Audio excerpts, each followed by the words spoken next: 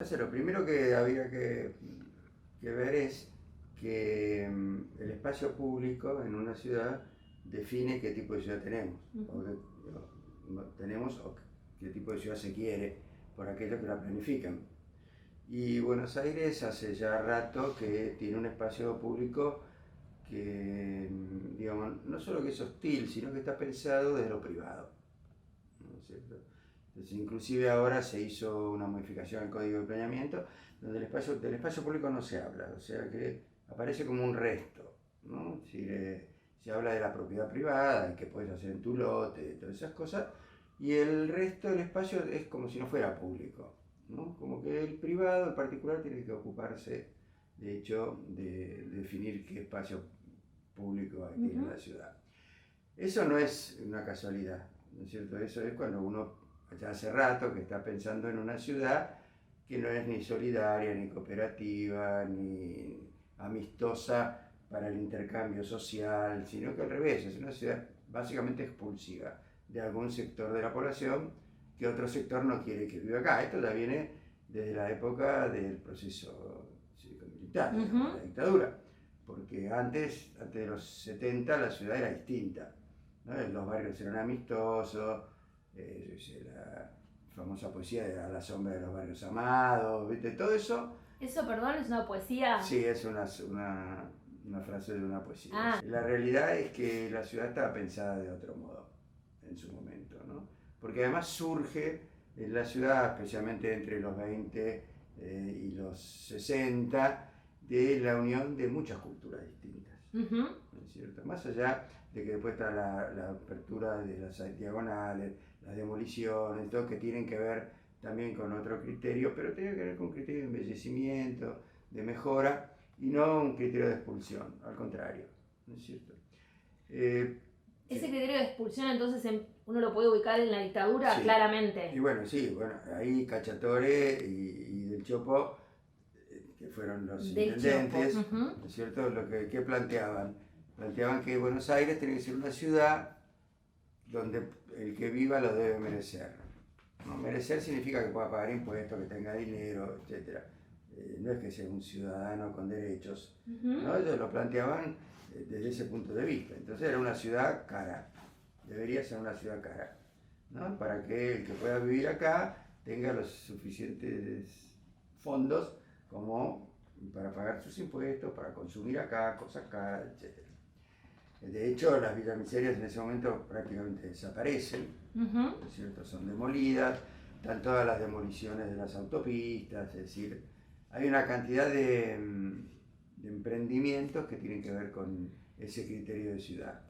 ¿Por qué uno puede entender eso en el plano de la destrucción de la memoria, desde el punto de vista, no sé, la historia de las luchas? También por eso esta idea de destruir la historia del gobierno de Cambiemos. ¿Por qué? Porque no le importa tirar abajo. Porque uno podría pensar en una oligarquía conservadora también que cuide los edificios que tienen que ver con la época, no sé, gloriosa de Buenos Aires. Sí. ¿Por qué? Bueno, la oligarquía conservadora tradicional nuestra de la década del 20, del 30, no es esta que está hoy, digamos. El neoliberalismo tiene poco que ver con eso, digamos. Es hijo del liberalismo, pero es otra etapa de la historia, ¿no? Y bueno, el neoliberalismo intenta destruir la historia, porque no nos olvidemos que Margaret Thatcher primero y últimamente Peña y todos estos hablan de que lo que hay que hacer es capturar el alma, que no es tanto el problema económico, que hay que cambiar la cabeza de la gente, etc. Bueno, para eso tienen que borrar mucha parte de la historia. La política neoliberal en las ciudades lo que intenta es aumentar el valor de la tierra, digamos, porque ese es su gran objetivo. En realidad no se ve a la ciudad como una creación cultural y social, sino como una posibilidad de negocios, ¿es cierto? Eso lo vemos en la ciudad de Buenos Aires.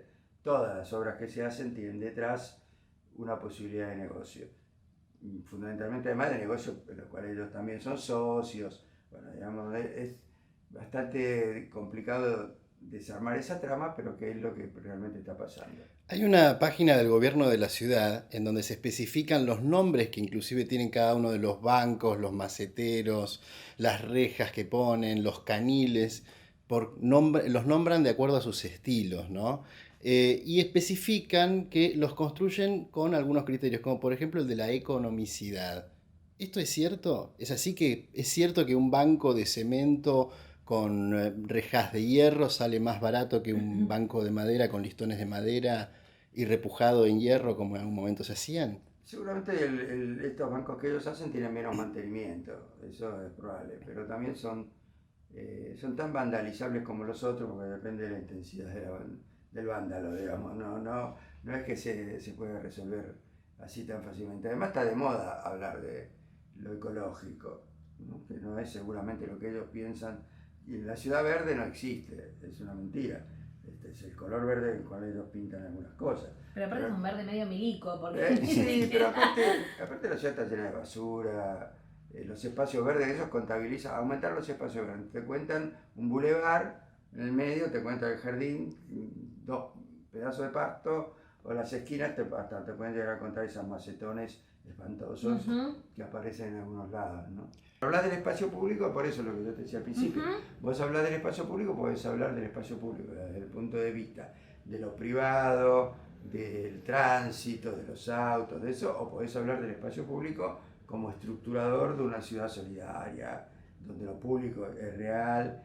Es decir, hay alguien que decía el espacio público como ideología. Digamos, bueno, ¿no? eso me interesa. Claro, ¿no? Entonces, ¿vos qué ideología tenés?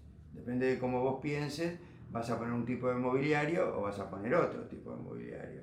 ¿No? Es decir, por ejemplo, dentro de las paradas de colectivos que hay ahora sobre las avenidas, en los asientos son para quedarte 5 minutos, ¿no? Que venga rápido el colectivo y te vaya, y que no y son tan incómodos para que nadie se quede a dormir durante la noche, porque el problema no es que hay en este momento 200.000 indigentes en la ciudad de Buenos Aires, que hay 20.000 personas en situación de calle, no, al contrario, es hacerlo lo más incómodo para que esos indigentes no se vean y se vayan, y de noche se vayan a dormir a otro lado. Y sí, nada de lo que se hace es ingenuo, digamos, ¿no es cierto?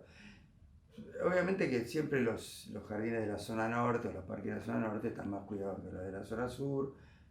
Hay sponsoreo de empresas, entonces las empresas ¿dónde van a sponsorear? La zona norte con la zona sur, que les interesa, si además tiene una población, esa población no consume muchas de las cosas que justamente están detrás de los sponsoreos. Es decir, obviamente que la ciudad está organizada desde un punto de vista clasista, incluso nosotros a veces hablamos también de injusticia espacial, digamos, ¿no? ¿De? Injusticia espacial, ¿no? O de justicia o injusticia, depende de cómo lo quieras ver. Bueno, un breve pantallazo de eso.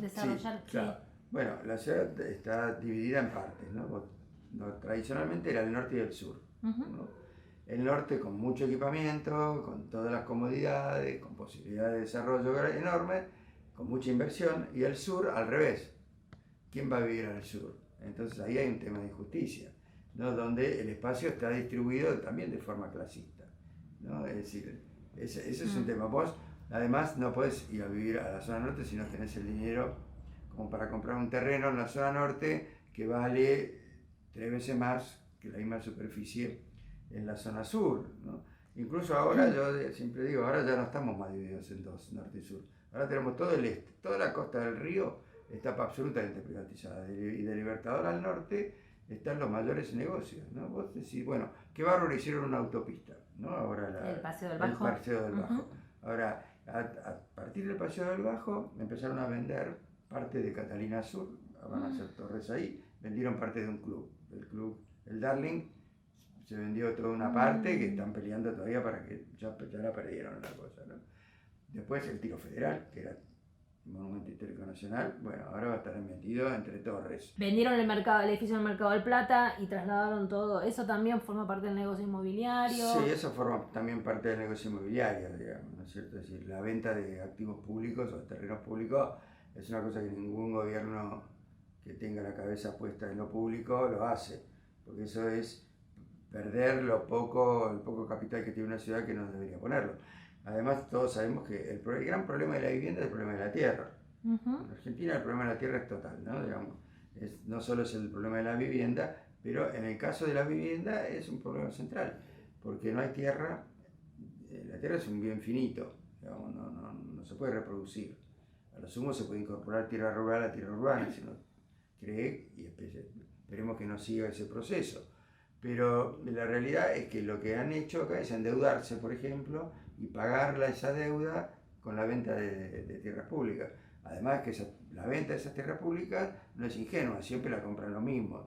Son los socios inmobiliarios de Rodríguez Larreta y Macri, ¿cierto? Bueno, ahí tenés, pero también vos decís, bueno, te trasladan al sur.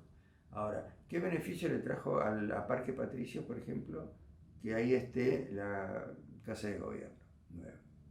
Ningún beneficio. Para mí está todo más caro. Por eso, hay población que se tuvo que ir, porque además armaron un polo que se llama polo tecnológico. Está toda esa política de los polos. Entonces, todo lo que está ahí alrededor aumentó de precio. La gente que vivía se tuvo que ir porque no se podía mantener ante el aumento de los alquileres, de los precios de la tierra, etc. La cantidad de gente la mano de obra nueva no existió, de mentira, porque lo que hacen las empresas es trasladar, si le da facilidades impositivas, que es lo que pasa con los polos, se trasladan de un lado donde donde tienen que pagar mucho impuesto, a otro lado, pero no aumentan, y mucho menos sabemos que la desocupación de la Ciudad de Buenos Aires hoy es mayor que la que tiene el promedio del país. Bueno, digamos, todas esas cosas son políticas de embellecimiento, por decirlo de algún modo, ¿no? Y en el caso del mobiliario, de las rejas, etcétera, bueno, cada vez vamos a estar en una ciudad más enrejada. El gobierno lo que no dice es que el problema de la seguridad no se arregla con las rejas ni con la mano dura. El problema de la seguridad se arregla con trabajo, con educación. La ciudad de Buenos Aires hoy es una ciudad que cada vez está más enrejada, ¿no? Vos vas caminando, no solo están enrejadas las ventanas de las plantas bajas, sino que ahora primer piso, segundo piso, ya cada vez van enrejadas en altura, cada vez hay más rejas en las entradas de los edificios.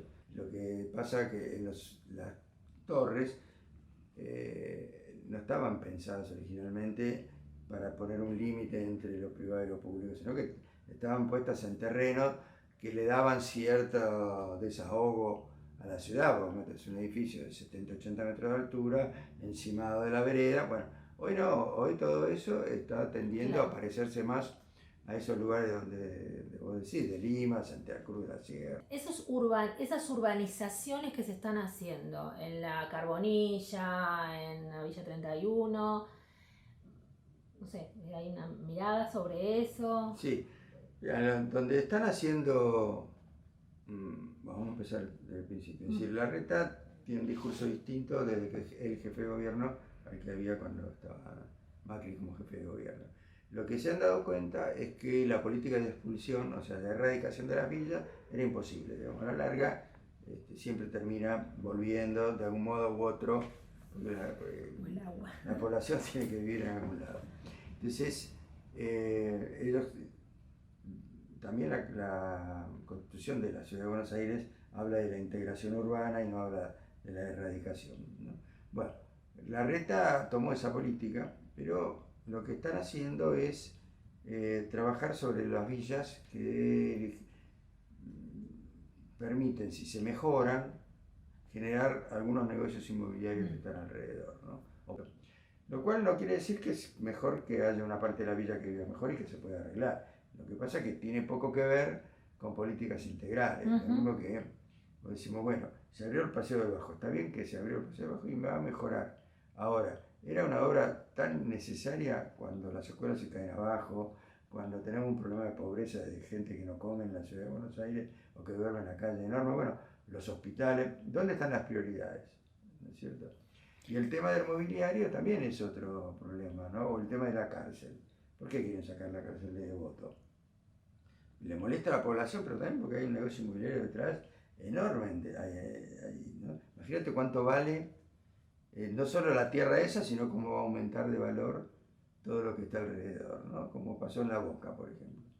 ¿No? Está bien que en La Boca, antes de declarar el polo de las artes, que lo declararon hace tiempito, ya habían comprado un montón de propiedades y las que no pueden comprarlas se incendian. Bueno. ¿Qué significa que se le dé propiedad a quienes estén viviendo en la villa? ¿Qué significa eso? Acá en las villas lo que se está haciendo también es, vos le das la propiedad y no le ponen, prácticamente no tienen mucha restricción para la venta posterior, ¿no? Y a mí lo que me preocupa de las construcciones nuevas de la villa es cómo van a pagar el costo, porque unas cuotas en Rodrigo Bueno están como en 8.000 pesos, bueno, hay desde 4.000 a 8.000 pesos más o menos, depende de los ingresos de las familias. Esa es la cuota, que además tiene UVA. Entonces, pues ya sabemos lo que está sucediendo con los créditos UVA. Pero además de eso tenés que pagar los servicios, Claro. como si estuvieras en cualquier lugar de la ciudad. Y tenés que pagar, como son propiedades horizontales, tenés que pagar las expensas. Con lo cual, no sé, que a la larga, nosotros calculamos que en 5 años se van a empezar a vender las familias esas. Y se va a hacer un cambio de población importante. Son los temas. El tema del mobiliario, si querés algo más también, todos los diseños de mobiliario que están hechos son incómodos. Digamos. Muchas veces tienen que ver simplemente de la estética y de la facilidad de construcción. ¿Viste? Es que pero encima después. son feos, Jaime. Sí, son algunos feos. sí, otros más o menos, hay de todo. Salvo ¿viste? Sí, pero, por ejemplo, hacer un BKF Sí. en cemento me parece una brutalidad. Además que el BKF no es que sea un sillón particularmente cómodo, es un sillón lindo, que en los museos en el MoMA queda muy bien. Yo tengo uno, todos los arquitectos tenemos uno. Hay que estudiar la manera de sentarse porque es incómodo para ya a una edad determinada y después te para cuesta. pararse es mucho más complicado. Bueno, pero eso en una plaza, un mini, además, BKF en una plaza, no tiene sentido. Y los hacen así para que no se puedan mover, además. Con lo cual, vos en una plaza no puedes juntarte alrededor. No puedes formar un grupo, porque eso no puedes correr esos sillones. Si los corres se rompen, además. Entonces, está todo pensado justamente de lo individual, ¿no? Eso es muy clarito. No, estaba pensando que